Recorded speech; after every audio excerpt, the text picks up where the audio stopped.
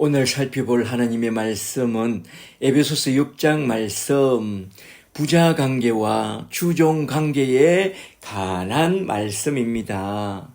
오늘 또 에베소서 6장 말씀을 가지고 그 뜻을 풀어나갈 때에 주께서 지혜와 계시의 영을 부어주사 하나님 뜻과 복음 진리를 밝히 깨닫게 되는 귀한 시간이 되기를 간절히 축복합니다. 축복합니다. 저번 시간에는 그리스도를 경외함으로 피차서로 복종해야 할 영역 중에서 제일 먼저 부부관계에서 남편과 아내의 책임과 의무로서 부의부관과 부부 유별에 관한 기독교 신앙생활 윤리를 한번 쭉 살펴봤습니다. 그 핵심 단어가 뭐였느냐? 히포타소, 서로의 말을 잘 들어주라, 잘 경청하라 였습니다. 기억나시죠? 부부관계에서 경청을 잘하는 것은 정말로 중요합니다. 남편이나 아내가 가장 듣고 싶은 말이 뭔지 아세요? 인정과 칭찬이 담겨 있는 고맙다라는 말이래요. 전에 검술이 참 좋았던 남편 집사님이 암이 걸려서 병상에 누워 오늘 내일 하는데 남편이 아내의 손을 꼭 붙잡고 내가 당신을 만나서 참 행복했다. 당신 나를 만나서 많이 힘들었지. 그러니 그 아내 집사님이 남편의 손을 꼭 붙잡고 그랬대요. 아니야, 나도 당신을 만나서 너무나 행복했고 정말로 고마웠어요, 여보. 그러니 남편 집사님이 아내의 말에 너무나도 고마워서 눈물을 흘리면서 여보, 그리 말해주니 정말로 고맙소. 우리 저 천국에서 다시 만납시다.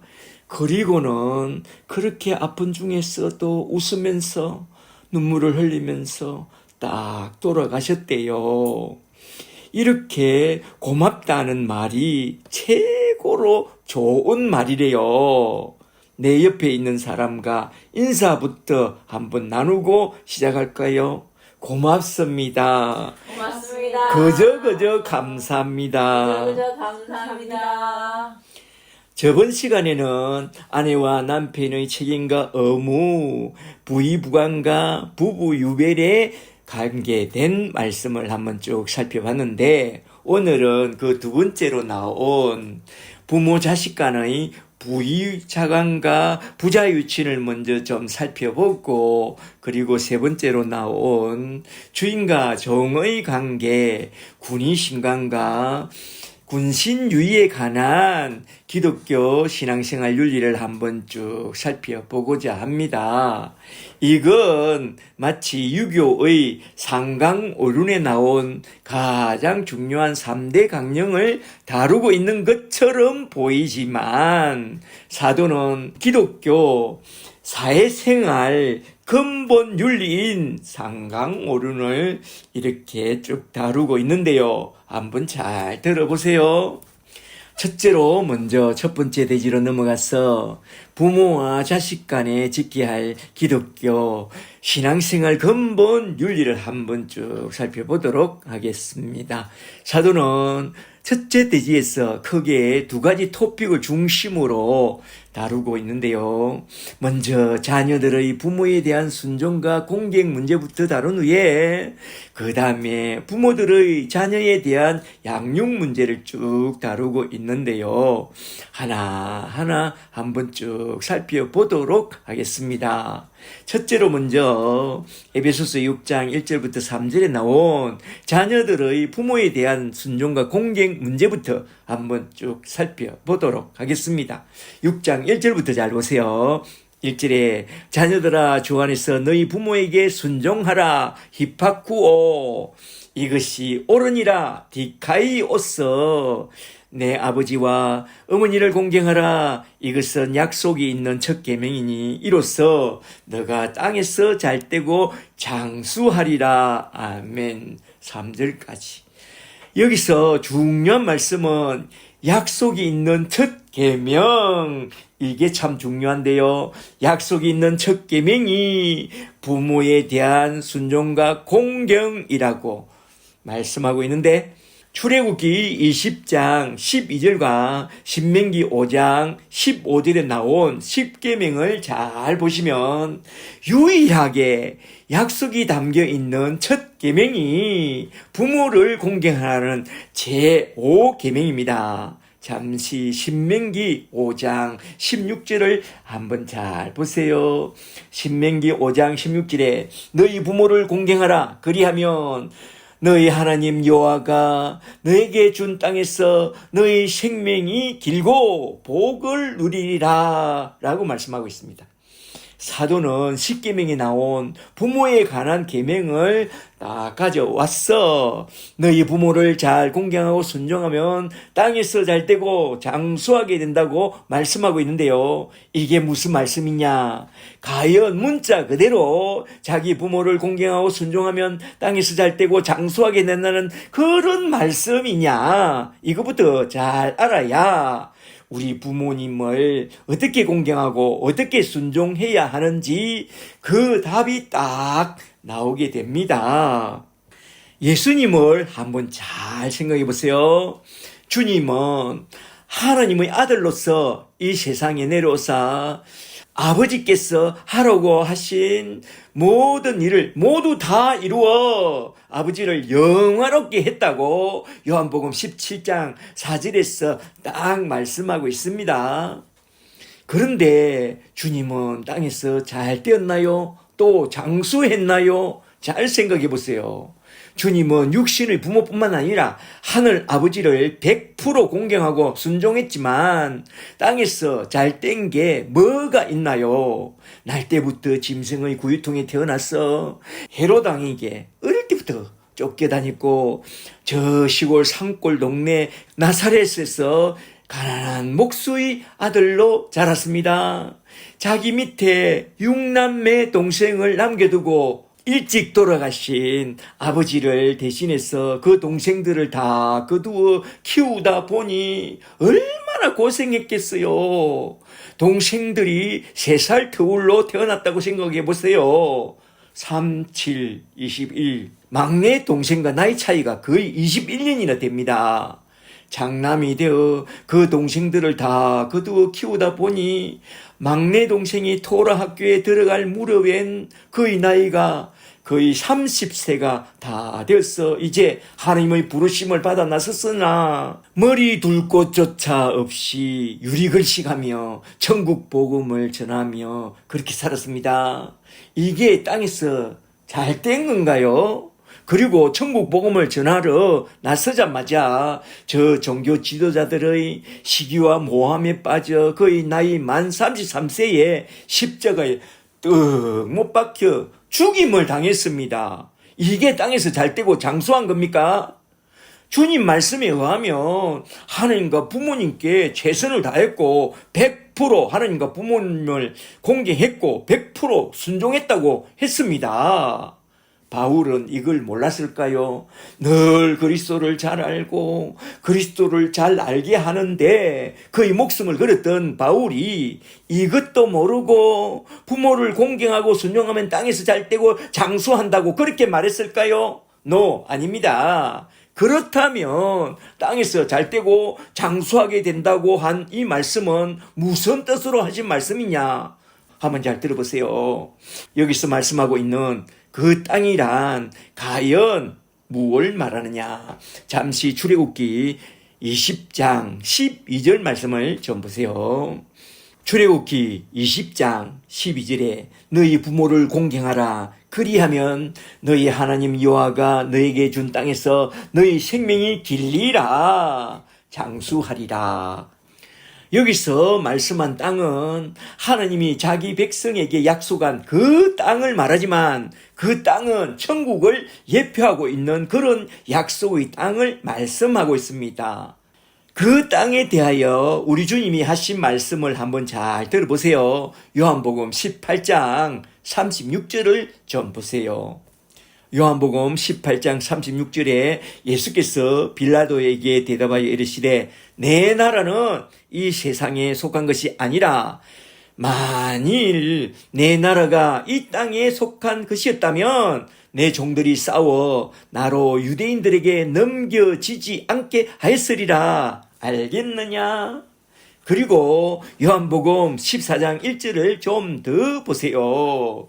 요한복음 14장 1절에 너희는 마음에 근심하지 말라. 하나님을 믿으니 또 나를 믿으라. 내 아버지 집에 거할 곳이 토포스가 많도다. 내가 너희를 위하여 거처를 예비하러 가노니 가서 너희를 위하여 거처를 토포스를 예비하면 내가 다시 와서 너희를 내게로 영접하여 나 있는 천국에 있게 하리라. 잘 보세요. 예수님이 말씀한 땅은 이 세상이 아니라 저 새하늘과 새 땅을 딱 말씀하고 있습니다. 그러므로 부모를 공경하고 순종하는 자에게 주어진 약속은 새 하늘과 새 땅에서 잘 되고 영생한다는 그런 하늘에 속한 약속이라는 것입니다. 이제 잘 아시겠어요? 좀 더 예를 들어 볼까요? 여기서 잘 생각해야 됩니다. 부모를 공경하고 순종한다고 그걸 조건으로 천국에 가는 건 아닙니다. 천국에 가는 사람을 전제로 해가지고 에베소 교회 성도들에게 쓴 편지이기 때문에 너희가 구원받은 이후에 잘 되고 영원히 산다 이야기입니다. 아멘. 아멘. 잠시 야곱과 에스를 좀 생각해 보세요. 야곱과 에스가 결혼 문제로 부모님께 어떤 사람이었죠? 에스는 부모님의 근심이었으나 야곱은 부모님의 기쁨 효자였습니다. 그런데 땅에서 누가 잘 되었나요? 에서이죠. 에서는 정말로 땅에서 야곱보다 훨씬 더 잘 살았고 장수했습니다. 그런데 야곱은 어땠습니까? 일평생 유리방랑하고 나그네로 살았습니다. 이게 잘된 겁니까? 그런 그가 받은 축복은 뭡니까? 이 땅이 아니라 저 영원한 새하늘과 새 땅을 약속으로 받아 누리게 됐으니 그는 영원히 장수하게 된 거죠. 이러한 영생 복락을 어떻게 땅에 속한 복들과 비교하겠어요? 에스하고 비교할 수 없어요. 그러므로 사도가 하신 말씀은 문자적으로 땅에서 잘되고 장수하는 그게 아니라 야곱처럼 영원히 잘되고 영원한 장수를 누리는 그런 약속이 있는 첫 계명이다 이 말입니다. 말하자면 우리는 땅에 속한 복에 너무 집착하지 말고 우리가 돌아갈 저 영원한 새 하늘 새 땅을 바라보고 예수를 잘 믿고 살라 이 말입니다. 여기서 또 부모란 하느님의 대리자를 말하는데요. 좀 더 들어보세요. 그렇다면 우리는 부모님을 어떻게 공경하고 어떻게 순종해야 하느냐? 여기에 나온 순종과 공경이라는 이 단어는 본래 하느님께만 썼던 그런 단어라고 해요. 주석에서 말하자면 하늘에 계신 우리 아버지가 유일한 순종과 공경의 대상이다 이겁니다. 그리고 이 단어를 좀 더 확대하여 하느님의 대리자 신분을 가진 자들도 공경하고 순종하라고 말씀했는데 그 첫 번째가 먼저 너희 부모를 공경하라고 말합니다. 그리고 둘째로 선지자나 영적 아비들에게 아버지라는 호칭을 붙여 공경하라고 했습니다. 열왕기하 2장 12절에 엘리사가 엘리야에게 나의 아버지여 라고 불렀고 고린도전서 4장 15절에서 바울은 자신을 영적 스승과 아비라고 하면서 제자들에게 공경과 순종을 요구하고 있습니다. 그리고 셋째로 왕이나 권세자들에게 아버지 호칭을 쓰는데요. 사무엘상 24장 11절을 보면 다윗이 사울 왕을 보고 나의 아버지여 라고 딱 부르고 있잖아요. 이렇게 군사 부를 일체로 하여 하느님께 하듯이 잘 공경하고 순종해야 한다고 성경은 분명하게 명하고 있습니다. 그러고 보니 군사부일체라는 말은 유교의 상강오륜에만 나온 게 아니라 성경에도 명확하게 딱 나와 있잖아요. 이게 바로 기독교 사회생활의 근본 윤리라는 거요. 그걸 하나님이 명하셨다면 그게 진리요. 그게 진리라면 잘 따라야 합니다. 잘 아시겠죠? 그러므로 자녀들아 주 안에서 너희 부모에게 순종하라. 이것이 옳으니라. 디카이오스 어려운 일이니라. 아멘. 여기서 중요한 말씀은 주 안에서라는 이 말씀인데요. 이 말씀은 주님을 본받아 주 안에서 부모를 공경하고 순종하라는 그런 말씀입니다. 누가복음 2장 51절을 잘 보시면 예수님은 하늘 아버지의 부르심을 받아 집을 나서기까지 말하자면 거의 나이 30세까지는 부모님 설하에서 부모님을 잘 공경하고 잘 순종하고 잘 받들어 섬겼다고 그렇게 딱 말씀하고 있습니다. 한번 잘 보세요. 그러나 그의 나이 30세에 하늘 아버지의 부르심을 받게 되었을 때는 부모와 형제를 집을 떠나야 했습니다. 제사장이나 선지자나 왕으로 부르시는 그 나이는 30세로 딱 규정해 놓았는데요. 민수기 4장 3절을 잘 보세요. 그래서 예수님은 30세가 되었을 때에 하늘 아버지의 부르심을 받고 요단강에서 세례를 받고 성령에 이끌려 부모를 딱 떠나야만 했던 것입니다. 30세는 부르심을 받는 나이라고 해요.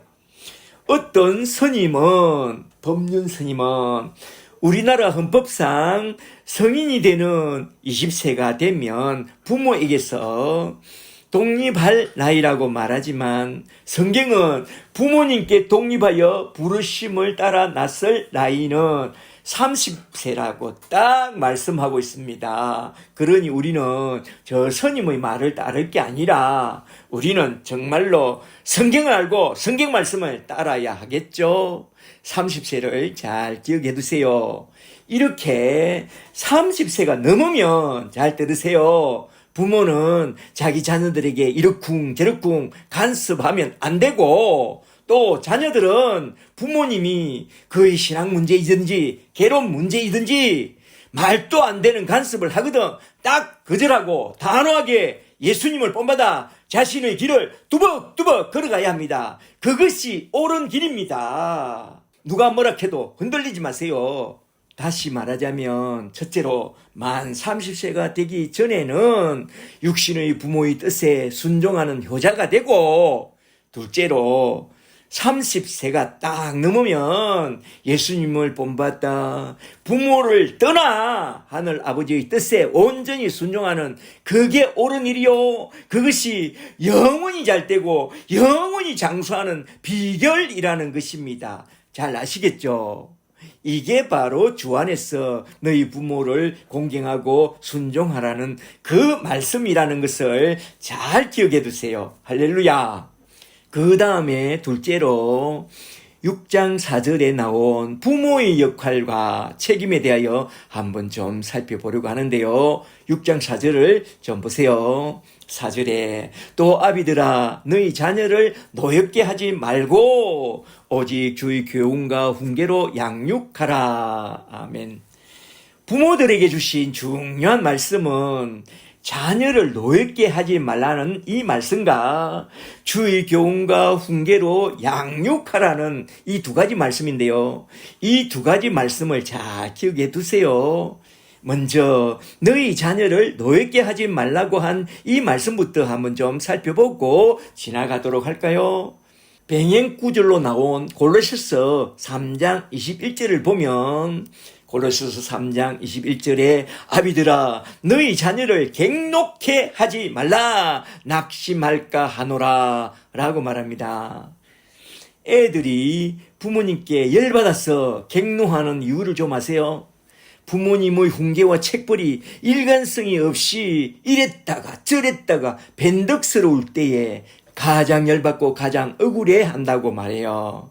정말로 화가 나는 것은 부모님의 예측할 수 없는 그런 행동이라는 거요. 기분 좋을 때는 다 괜찮다고 했다가 어떤 때는 조금만 실수해도 버럭 벼락같이 화를 내고 찌어받고 그런 일관성이 없는 업앤다운에 어떻게 장단을 맞춰야 할지 잘 모르겠는데 그냥 꾸지람 듣고 나면 그냥 분노가 끌어오른다는 거요. 도대체 어느 장단에 맞추란 말이냐? 그런 말이 나오게 하는 부모가 되면 안 된다 이겁니다. 특히 여성 동무들 조심해야 합니다. 일관성 없이 변덕스럽게 애들에게 함부로 대하거나 함부로 매를 들면 안 됩니다. 제가 잘 아는 목사님의 사모님은 정말로 예쁘긴 한데 업앤다운이 참 심한 그게 참 문제였대요. 그게 애들을 화나게 한다는 거요. 신앙은 생활이 참 중요한데요. 신앙 생활, 결혼 생활, 가정 생활에는 예쁜 게 별로 중요하지 않아요. 어리석은 목사님이 예쁜 것만 좋아해갖고 예쁜 사모님과 결혼했는데 첫째로 생활비를 맡겨놓으면 보름이면 다 써버리고 애들이 용돈 좀 달라면 맨날 짜증내고 둘째로 그래서 목사님이 한마디 하면 재정관리 좀 잘하라고 그러면 맨날 잘난 목사님들과 비교하면서 삐쳐가지고 집을 나갔어. 맨날이고 잠수 타고 애들이 고3이 되어도 아침밥 한 번 제대로 챙겨주지 않고 이게 뭡니까?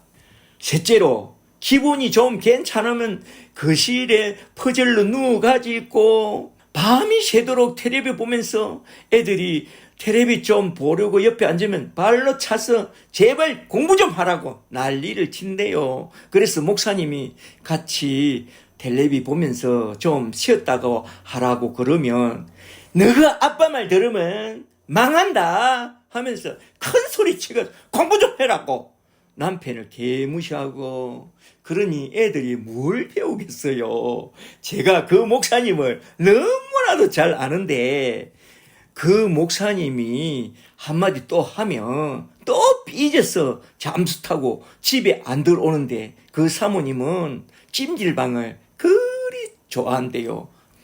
그 찜질방에서 또 버섯이 좋다, 브로콜리가 좋다, 소금이 몸에 안 좋다 그런 말을 듣고 와서는 맨날 버섯과 맹탕 브로콜리만 상에 올려놓으니 이걸 애들이 먹습니까? 그래서 막내가 말합니다. 아이고 무슨 내장 씹는 것 같아서 싫다고 우리가 염소 새끼냐고 엄마나 다 먹으라고 그럽니다. 그래도 그 사모님의 고집이 항소 고집이라 그냥 밀어붙이니 애들 마음에 그냥 분노가 일어난다는 거요. 이런 식으로 자녀를 노엽게 하면 안 됩니다. 자녀의 필요를 잘 돌아보는 그런 부모가 되어야 할 줄 믿습니다. 아멘. 여기서 더 중요한 말씀은 주의 교훈과 훈계로 양육하라는 이 말씀인데 한번 잘 들어보세요. 여기에 나온 주의 교훈이라는 말씀은 바이데이아로서 이건 어린이 교육에서 칭찬하는 방식으로 양육하는 것을 말하고 훈계 누데시아라는 이 말은 누서 마음을 데시아 세우다라는 그런 말로서 적절한 매질로서 좌로나 우로나 지우친 마음을 똑바로 세워나가는 그런 양육 방식을 말한다고 해요. 말하자면 칭찬과 매로서 잘 양육하라 이 말입니다. 인간은 본래 타락한 아담의 본성을 타고나서 조금만 자유를 주면 무한한 방종으로 치달리게 되고 자기들이 하고 싶은 것은 조금만 허락해주면 뭐든지 다 하겠다고 막 억지를 부립니다. 그러니까 애들에게 무엇을 허락할 때는 반드시 선을 그어놓고 그 범주 안에서 허락해주되 그 범주를 넘어서면 주의 교훈과 훈계로 말하자면 칭찬과 매로 엄히 다스려야 한다 이 말입니다. 자문을 잘 보면 자녀를 어떻게 교훈하고 훈계해야 할 것인가에 대해서 아주 잘 나오는데요. 잠언 27장 21절을 잘 보세요. 잠언 27장 21절에 도가니로 은을 풀무로 금을 칭찬으로 사람을 단련하느니라. 아멘. 이렇게 자녀를 양육하는 방식 중에 가장 좋은 방식은 칭찬이라고 말해요. 칭찬은 고래도 춤을 추게 하고 사람도 춤추게 하고 칭찬은 누구나 듣는 사람으로 활기차게 만듭니다. 어른도 그래요. 그러니까 칭찬하라. 그러나 자문을 보면 자녀를 양육할 때에 매와 채찍으로 훈계하는 말이 더 많이 나온다는 사실입니다. 잘 들어보세요. 잠언 13장 24절에 매를 아끼는 자는 그의 자식을 미워함이라. 자식을 사랑하는 자는 건실히 징계하느니라. 그리고 잠언 22장 15절에 아이의 마음에는 미련한 것이 얽혀서나 징계하는 채찍이 이를 멀리 쫓아내느니라. 또 잠언 23장 13절에 아이를 훈계하라. 채찍으로 때릴지라도 죽지 아니하리라. 그를 채찍으로 때리면 그 영혼을 엄부에서 구원하리라. 이렇게 매와 채찍으로 하는 그걸 훈계라고 이렇게 말씀하고 있는데요. 잘 보세요. 이러한 잠언을 생각하면서 사도는 자기 자녀들을 주의 교훈과 훈계로 양육하라고 한 것입니다. 타락한 아담의 군상들은 애나 어른이나 그 속에는 짐승 같은 본능이 있다고 했습니다. 시편 49편 20절에 본래 사람은 존귀하게 창조되었으나 타락한 후에 멸망하는 짐승같이 되었다고 했습니다. 시편 49편 20절 말씀. 그러므로 부모는 자녀를 교훈과 훈계로서 칭찬과 매로서 잘 양육해야 한다 이 말입니다. 그리고 혹 자녀에게 매를 들 때는 어떻게 하는 것이 좋냐? 그가 지은 죄에 대하여 부모 자식 간에 서로 이해할 만한 가이드라인을 딱 끊어놓고 합의한 범주 내에서 처벌해야 합니다. 말하자면 가이드라인을 따라 한두 번 정도는 좀 봐주고 거듭 죄를 범한다면 그때 가서 그에게 합당한 처벌로서 매를 들되 애들 마음에 부당하다는 그런 느낌이나 억울한 느낌이 들게 해서는 절대로 안 됩니다. 그리하면 부모 자식 간의 관계가 다 깨어지게 됩니다. 관계성이 참으로 중요합니다. 자녀를 복되게 하려고 매를 들었는데 그 반대가 되면 안 되잖아요. 저희 집의 가이드라인은 정직과 약속입니다. 정직하되 약속을 잘 지키고 십계명을 품고 살라고 그렇게 딱 정해놨답니다. 참고하세요. 우리 애가 가이드라인을 범했다면 처벌하기 전에 반드시 그 사연부터 잘 들어봐야 합니다. 잠언 18장 13절에서 말씀합니다. 잠언 18장 13절에 사연을 듣기 전에 대답하는 자는 미련하여 욕을 당하느니라.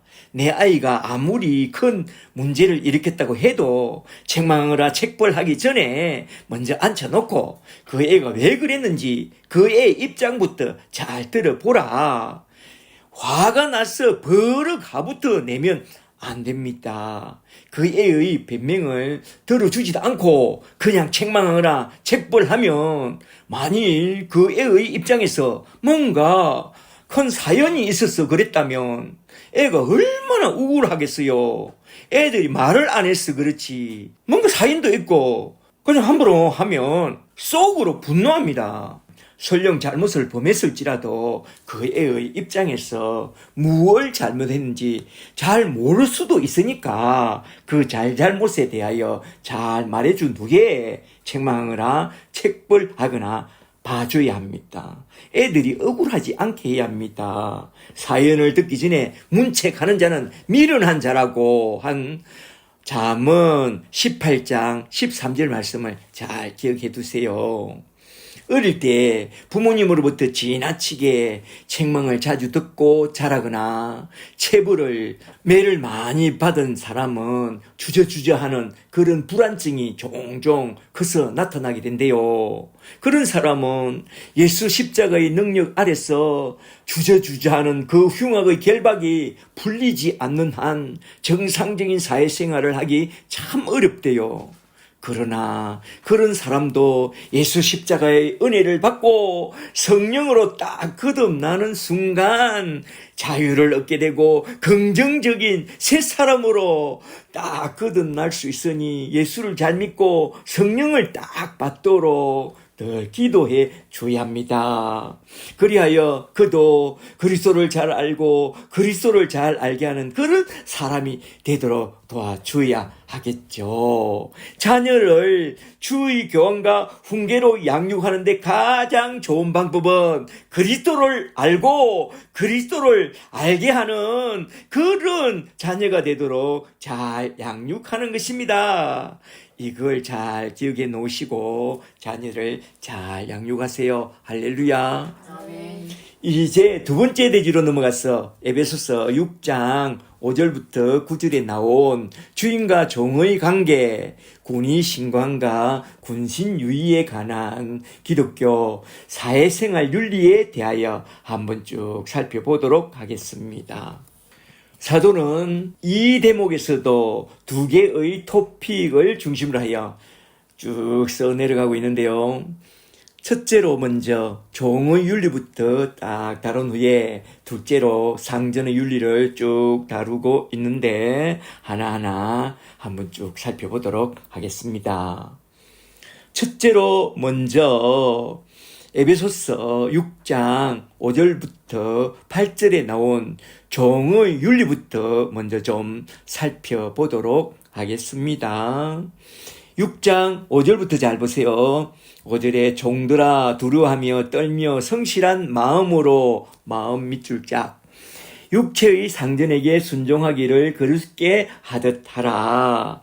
눈가림만 하여 사람을 기쁘게 하는 자처럼 하지 말고 그리스도의 종들처럼 마음으로 밑줄 짝 마음으로 하나님의 뜻을 행하고 7절에 기쁜 마음으로 밑줄 짝 기쁜 마음으로 섬기기를 주께 하듯 하고 사람들에게 하듯 하지 말라. 이는 각 사람이 무슨 선을 행하든지 종이나 자유인이나 주께로부터 그대로 받을 줄을 알미니라. 아멘. 사도는 먼저 둘로서 종들아 하면서 주종관계에서 먼저 종의 윤리부터 딱 다루고 있는데요.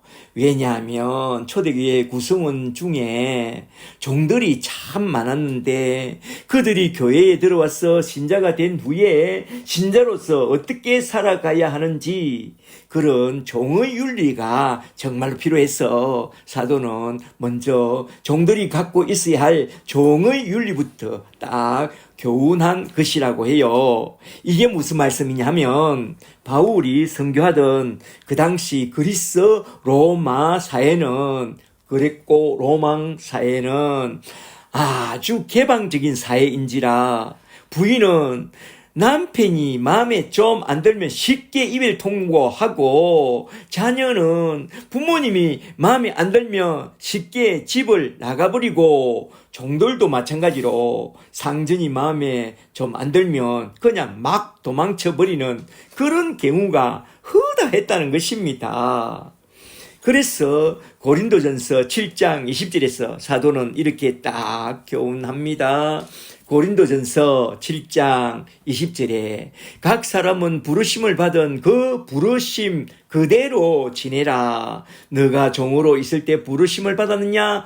염려하지 말라. 각 사람은 부르심을 받은 그대로 자기 자리를 지키며 선교적 사명을 잘 감당하고 믿음으로 잘 살라고 딱 건면하고 있습니다. 잘 보세요.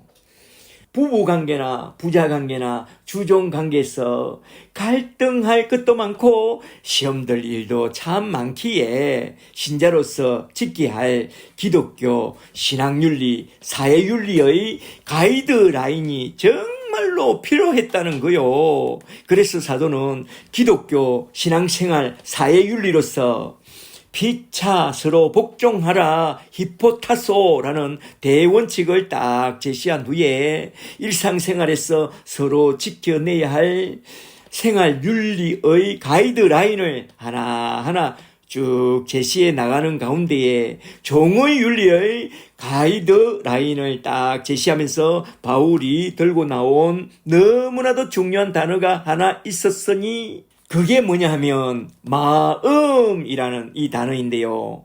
6장 5절부터 잘 보시면 마음이라는 단어가 거의 3번에 걸쳐서 나오는데 원전을 보면 이 단어들이 각각 다른 말로 쭉 나옵니다. 잘 들어보세요. 첫째로 5절에서 두려워하며 떨며 성실한 마음으로 행하라고 할 때에 나온 이 마음은 칼디아로서 영어로 허트라는 마음이 딱 나오고 둘째는 6절에서 사람을 기쁘게 하기보다는 하나님을 기쁘시게 하는 그런 마음으로 행하라고 할 때에 나온 이 마음은 퍼시케로서 영어로 소울이라는 마음이 딱 나오고 셋째는 7절에서 기쁜 마음으로 죽게 하듯 하라라고 할 때에 나온 이 마음은 유노이아로서 영어로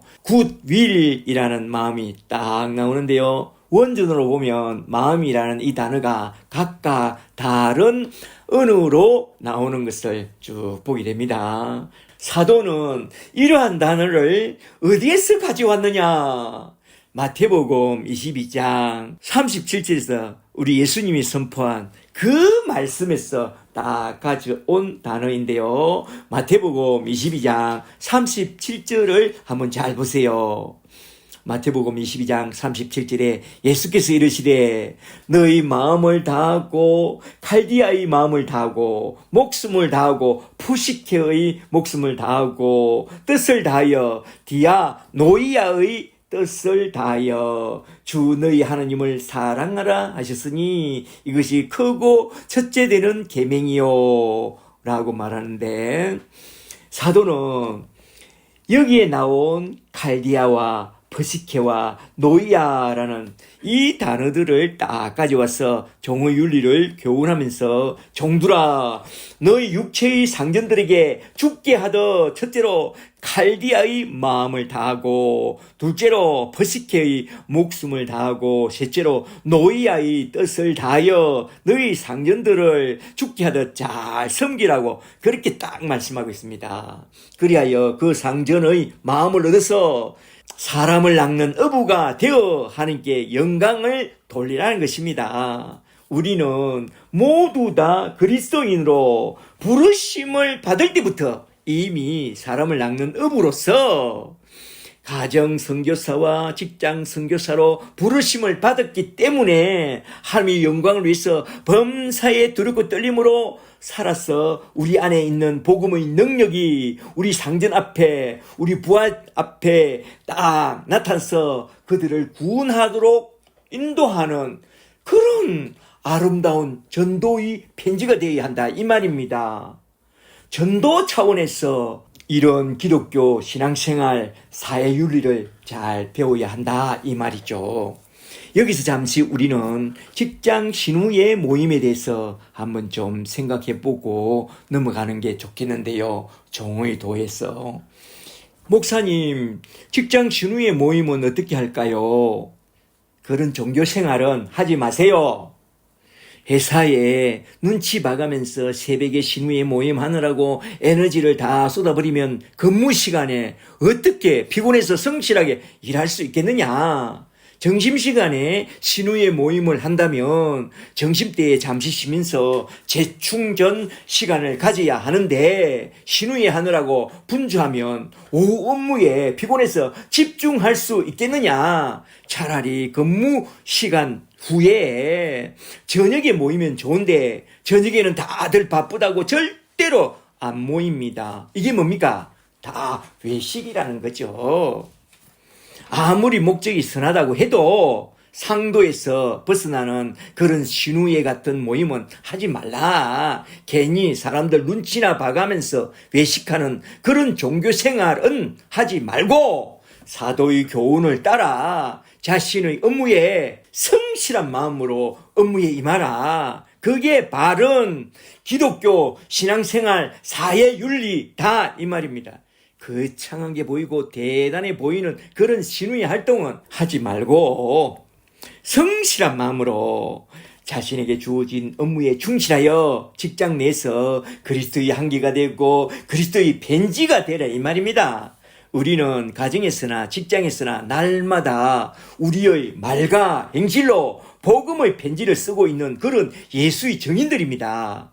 범사에 성실함으로 사람들의 마음을 얻고 사람을 낚는 어부가 되라. 그것이 옳으니라. 혹 성경을 보거나 전도를 하려면 근무 시간이 다 끝난 후에 하고 전도하려면 밥 한번 딱 사주면서 먼저 그 마음부터 얻으라 이 말입니다. 할렐루야. 아멘. 그리하면 8절에서 말합니다. 주님으로부터 반드시 보상이 주어진다고 사도는 딱 선포하고 있습니다. 8절에 이는 각 사람이 무슨 선을 행하든지 종이나 자유인이나 주께로부터 그대로 받을 줄 알미니라. 아멘. 범사에 하느님을 두려함으로 성실한 마음을 갖고 육체의 상전에게 순종하기를 죽게 하듯 하고 눈가림으로 사람을 기쁘게 하지 말고 마음을 다하여 일하고 또 기쁜 마음으로 죽게 하듯 하면 마음이 중요합니다. 그로 인하여 기뻐하시는 우리 주님이 반드시 그에게 큰 상급으로 갚아주신다 이 말이죠. 그러므로 상사의 눈치나 보면서 요런껏 일하지 말고 무슨 일이든지 죽게 하듯 하고 우주를 감찰하시는 심령을 감찰하시는 우리 주님 앞에서 착하고 충성된 종이 되라. 그리하면 우리 주님이 그 모든 일을 다 기억해 두셨다가 언젠가는 그가 행한 대로 다 갚아 주실 것입니다. 과거 요셉은 요셉대로 다니엘은 다니엘대로 이방 땅에서도 성실하게 임하니 그걸 지켜보시던 우리 하나님이 큰 은혜로 다 갚아주셨잖아요. 할렐루야. 아멘. 특히 그 상전이 같은 믿음을 가진 그런 사람이라면 더욱더 그 상전에게 잘 하라고 했습니다. 디모데전서 6장 2절을 잘 보세요. 디모데전서 6장 2절에 믿는 상전이 있는 자들은 그 상전을 행제라고 가볍게 여기지 말고 더 잘 섬기게 하라. 이는 유익을 받는 자들이 믿는 자들임이니라. 아멘. 범사에 잘 섬기는 자가 되라 이 말입니다. 여기서 우리가 꼭 하나 짚고 넘어가야 할 것이 있으니 종이나 자유인의 그 신분 문제입니다. 종이나 자유인이나 상전이나 그 모든 신분은 우리 주님으로부터 나왔다는 것입니다. 그래서 사도는 종의 제도 자체는 전혀 건드리지 않습니다. 잘 보세요. 사도는 종들아 너희 신앙의 자유를 찾아 나서라. 먼저 노예제도 폐지를 위하여 조직을 결성하고 노예제도 폐지를 위하여 데모부터 하라. 말로 안 되거든 하얀병으로 마시고 그래도 안 되거든 저 굴뚝에 올라가서 금식하며 저항하라. 그렇게 말했나요? 아니죠. 오히려 그 반대로 종의 신분이든지 자유인의 신분이든지 그건 다 주께로부터 나온 것이니 너희는 있는 그대로 자기 자리에서 범사에 죽게 하듯 피차스로 복종하고 섬기라고 했습니다. 제도들 가족제도, 사회제도, 노예제도, 식민제도 인간의 제도는 모두 다 문제가 참 많습니다. 계시록에 보면 짐승의 세상이라고 그러잖아요. 그러나 신구약 성경 어디에도 그런 제도의 문제점을 다루지 않아요. 남자로 태어났든지 여자로 태어났든지 종으로 태어났든지 상전으로 태어났든지 예수 잘 믿고 성령으로 딱 거듭나게 되면 그 자리에서 우리가 해야 할 일이 있으니 주님이 그 자리에 딱 밀어 넣은 것을 잘 알고 지금 있는 그 자리에서 사람을 낚는 업으로서 부르심의 사명을 잘 감당하고 돌아가야 한다 이 말입니다. 할렐루야. 내 남편은 누가 전도하며 내 아내는 누가 전도하며 내 부모 형제 가족은 누가 전도합니까? 누가 그 상관과 부하와 총독과 공산당 서기를 누가 전도하겠어요? 나는 공산당이 싫어요. 그런 철없는 소리 이제 그만하고 부르심을 받은 그곳에서 내가 감당해야 할 사명을 생각하고 살라 이 말입니다.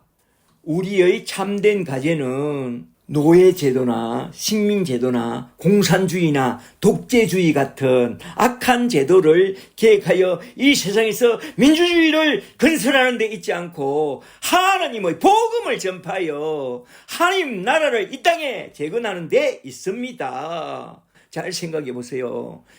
그런 악한 제도를 개선하는 사회운동을 한다고 세상이 변하던가요? 예수님이 그런 운동했어요. 바울이 그런 운동을 했어요.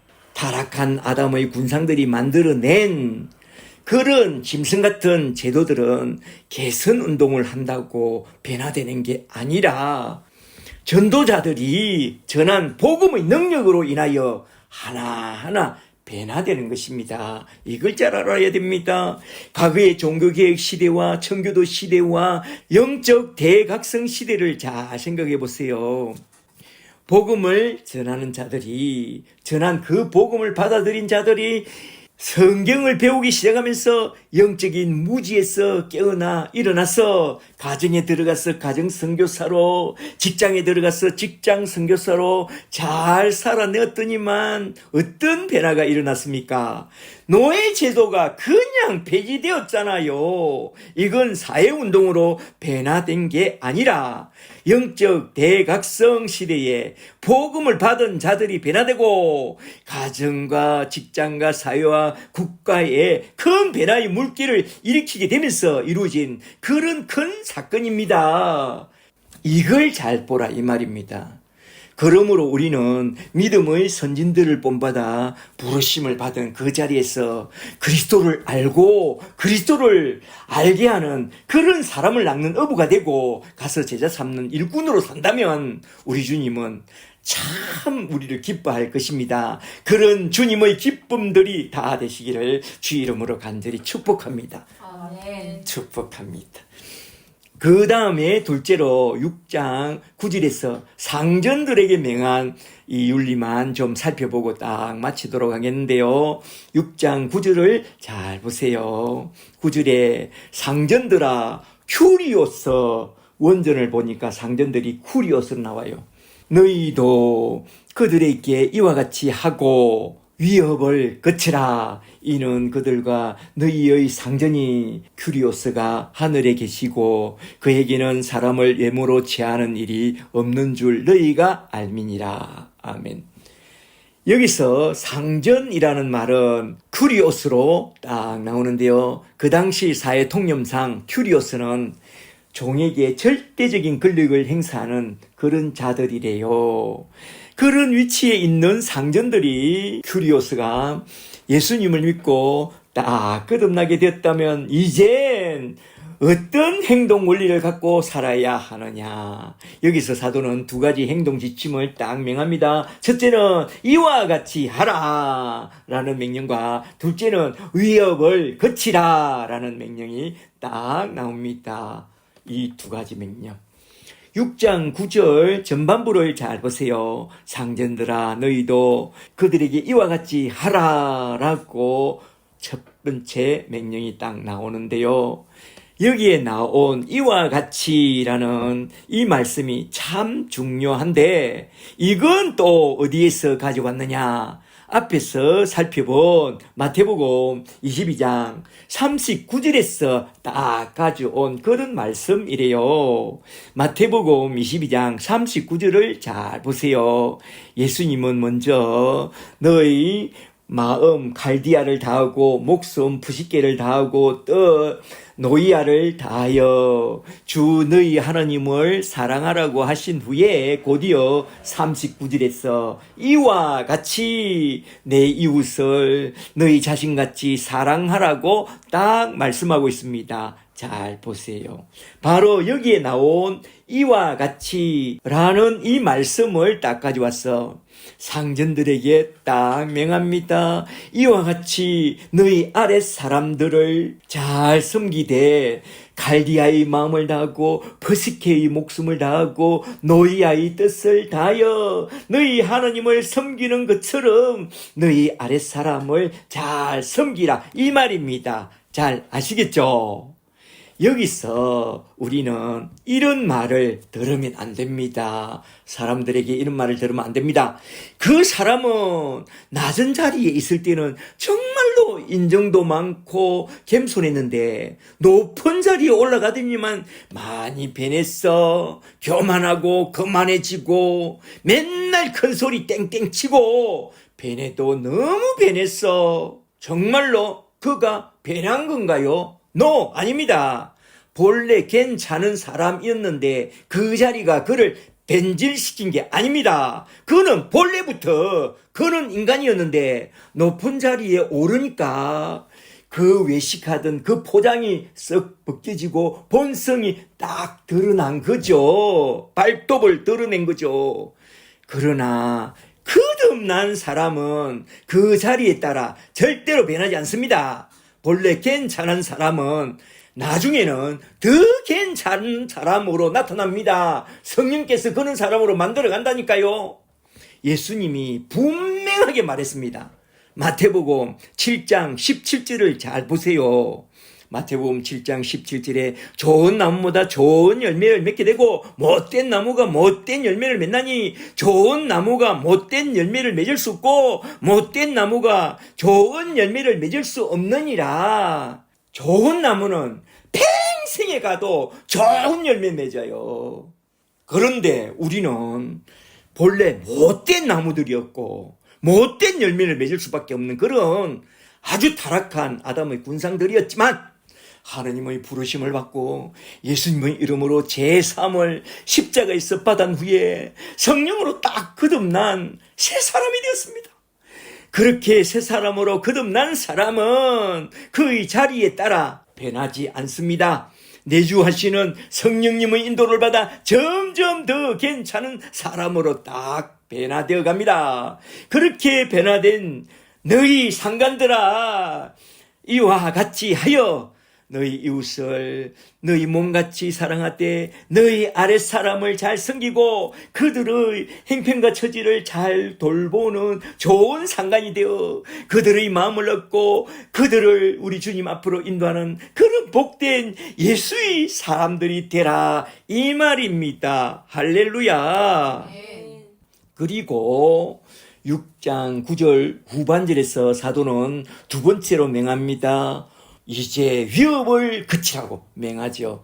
잘 보세요. 9절에 상전들아 너희도 그들에게 이와 같이 하고 그리고 위협을 구버지는 공갈을 그치라 라고 딱 말씀하고 있습니다. 종들이 저지르고 쉬운 죄는 적당히 때우는 눈가림이라면 상전들이 저지르고 쉬운 죄는 공갈과 협박입니다. 그래서 사도는 종들에게 눈가림하지 말라고 맹했고 상전들에겐 위협과 공갈을 그치라고 맹합니다. 이제 정말로 거듭난 신자가 되었다면 세상 사람들과 좀 달라야 한다. 종들은 다시는 눈가림으로 일하지 말고 상전들은 공갈치고 협박하지 말라. 전에는 막 위협하고 공갈을 쳤다면 이제는 그리스도를 경외함으로 인격적으로 섬기는 그런 자가 되어야 한다. 여기서 우리가 새 사람으로 거듭났다면 이젠 이런 말은 절대로 하지 마세요. 상관들이여, 이런 말은 절대 하지 말라. 초장에 잡아야 한다. 칼자루는 내가 쥐고 있으니까 알았어 해라. 아니 꼬면 기어 나가든지. 그런 말은 절대 하지 말라. 학교나 군대에 들어가고 또 회사에 입사하면 상사가 나타나서 초장에 제압하려고 합니다. 심지어 결혼할 때도 초장에 잡아야 한다고 말합니다. 참된 권위는 그런 공갈과 위협으로 세워지지 않습니다. 참된 순종을 얻어내려면 실력과 인격으로, 좋은 인격으로 승부를 걸어야 합니다. 칼자루는 내가 쥐고 있으니까 알아서 기라고 하면서 자기가 해야 할 일을 매사에 부하에게 다 시키고 세문가지 오라, 커피 타오라, 복사해 오라, 이거 대라 저거 대라 맨날 부하에게 시키기만 하고 자기 말을 좀 안 들으면 아니 꼬면 나가든지 위협하고 공갈치고, 그게 뭡니까? 또 어쩌다가 좀 실수한 것 가지고 이따위 식으로 일하려거든 당장 그만두라고 그렇게 협박하고. 아유, 이건 제가 부교육자로 있을 때 너무나도 자주 들었던 말입니다. 제가 겪어봐서 잘 아는데요. 제가 10년이나 부교육자로 있었거든요. 그런 말을 들으면 마음이 많이 아파. 그 말 한마디에 아랫사람의 마음은 크게 무너집니다. 이젠 그만두야 하나. 그런 생각을 참 많이 하게 됩니다. 아랫사람이 하는 일이 아무리 마음에 안 들고 아무리 부족해 보이도 7번에 70번씩이라도 좀 봐주고 격려해주는 그런 사람이 거듭난 상관입니다. 할 수 있으면 아랫사람의 필요를 좀 돌아보고 또 그들의 생계까지 좀 챙겨주는 그런 신앙의 인격을 가져야 합니다. 상사는 그리할 때에 그런 상정과 함께 일하는 일터는 정말로 천국 같은 곳으로 느끼게 되고, 그런 따스함을 느끼게 된 부하들은 상사를 그냥 존경하게 됩니다. 그리하여 아랫사람들의 마음을 얻어서 사람을 낚는 어부가 됐고 제가 삼는 그런 상사가 되어 그리스도를 알고 그리스도를 알게 하는 그런 복된 예수의 증인이 된다면 하늘에 계신 우리 주님이 너무나도 기뻐서 한없는 은총으로 마음껏 크게 쏟아부어 주실 것입니다. 할렐루야. 저와 여러분은 정말로 그런 복된 상사로서 예수님의 제자와 복된 일꾼들이 다 되시기를 주의 이름으로 간절히 축복합니다. 축복합니다. 오늘은 에베소서 6장에 나온 부자 관계와 주종 관계에 대한 신앙생활 윤리를 한번 쭉 살펴봤는데요. 첫째는 부자 관계에서 먼저 자녀들이 부모님에게 해야 할 공경과 순종에 대하여, 그리고 부모님들은 자녀들을 잘 양육해야 할 그 교훈과 훈계에 대하여 한번 쭉 살펴봤습니다. 둘째는 주종관계에서 종들이 먼저 자기 상관에게 복종하며 섬겨야 하는 그 마음 자세와, 그리고 상전들이 마음을 다하고 목숨을 다하고 뜻을 다하여 아랫 사람들을 잘 섬겨야 하는 그 자세에 대하여 한번 쭉 살펴봤는데요. 오늘 우리가 배운 말씀을 잘 기억해 두시고 피차 복종하며 가정에서나 직장에서나 선교사와 복음의 제사장들이 다 되어 하나님께 크게 영광 돌리는 그런 저와 여러분들이 다 되시기를 주 예수 그리스도 이름으로 간절히 축복합니다. 축복합니다. 아멘. 할렐루야.